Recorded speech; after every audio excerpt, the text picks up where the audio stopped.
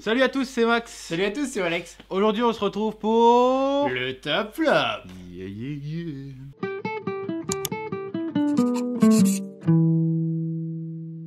Sans transition, on commence par le podium de notre flop.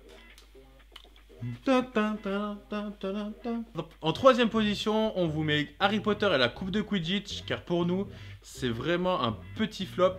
Donc, on va vous montrer des images à la fin de cette vidéo.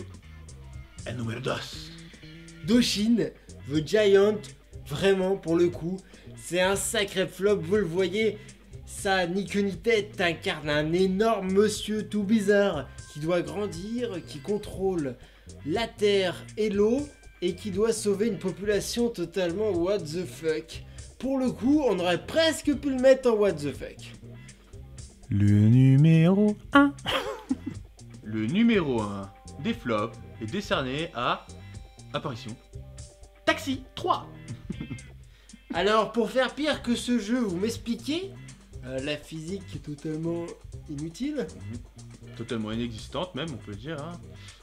Il n'y a même pas de mots pour le décrire en fait, ce jeu. C'est vraiment le plus gros flop pour nous de la GameCube.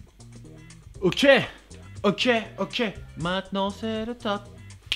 Maintenant c'est le top. Maintenant c'est le top. Numéro 3.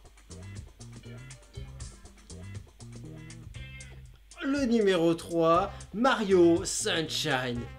Sur ce jeu Mario Sunshine, on va découvrir une nouvelle île de Mario qui s'appelle l'île Delfino, avec des bonhommes ananas qui sont plutôt drôles. Et tout au long de l'aventure, on va être confronté à Bowser et Bowser Junior cette fois-ci. On peut voir aussi qu'il est accompagné d'un petit robot jetpack qui s'appelle Jet et qui lance de l'eau qui sert un peu à tout en fait. On passe au numéro 2. Le numéro numéro 2. Le numéro 2, c'est Mario Kart Double Dash. Sorti en 2003, ce jeu est le 4e Mario Kart. On pouvait, et c'est le seul d'ailleurs, où monter sur 2 cartes à une seule personne. Eh ben non, c'était à 2 personnes sur un seul carte. Et on coupe.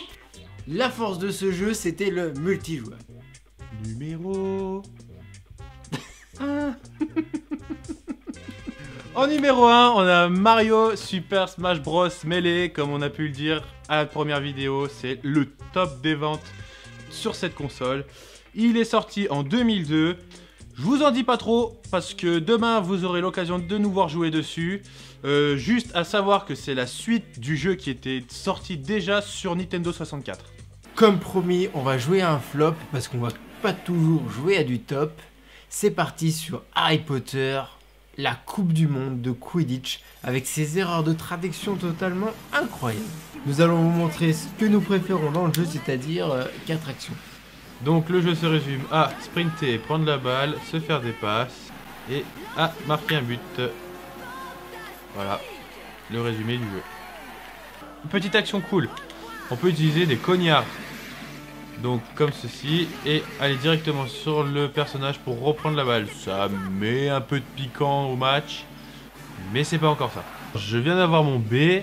Le B, c'est un petit mouvement spécial pour récupérer la balle. Donc vous pouvez le voir, il y a une petite tornade, et vous allez sur la balle, vous chopez, ça fait une petite cinématique sympa, et vous reprenez la balle et c'est reparti. Voilà la raison pour laquelle vous devez acheter ce jeu. La seule raison pour laquelle vous pouvez acheter ce jeu, c'est maintenant que ça va se passer dans 3, 2, 1, c'est parti. Mais quelle action! Mais les graphismes sont exceptionnels. On voit, mais c'est incroyable, le cognard les cogne. L'un, puis l'autre, puis l'un, puis l'autre, puis l'un, puis l'autre. C'est incroyable. Et il arrive, et c'est le but! Bravo! Incroyable.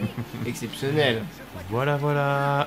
Alors on essaye d'approcher du vif d'or. Enfin, du moins c'est comme ça que je l'appelle. Dans ce jeu, le but est en fait de faire un maximum de points en faisant des passes ou en marquant des points, mais se faire des passes fait plus de points. Donc là actuellement je suis en train de courser le vif d'or comme il s'appelle normalement, mais je crois que dans le jeu il l'appelle le vivet doré. Donc bon, on va se passer de commentaires. Donc vous pouvez voir dès que je suis sur la bande jaune, ça charge un peu mon turbo. Dès que j'appuie sur A, ça relâche le turbo. Et Gryffondor remporte le match. Vous remarquerez l'exceptionnelle attitude que j'ai eue pendant toute cette vidéo. Cela vous dit à quel point ce jeu n'est pas à acheter. Donc la confirmation est faite, ce jeu n'est pas fait pour vous. C'est bien un flop. Même si vous aimez Harry Potter, et surtout si vous aimez Harry Potter, ne jouez pas à ça. Vous risquez de déprimer dans votre lit en PLS. Il nous reste plus qu'une chose à vous dire. Ciao. Bisous. Bye. À demain gaming. Ouh, à demain gaming, monsieur. Attention. Voilà.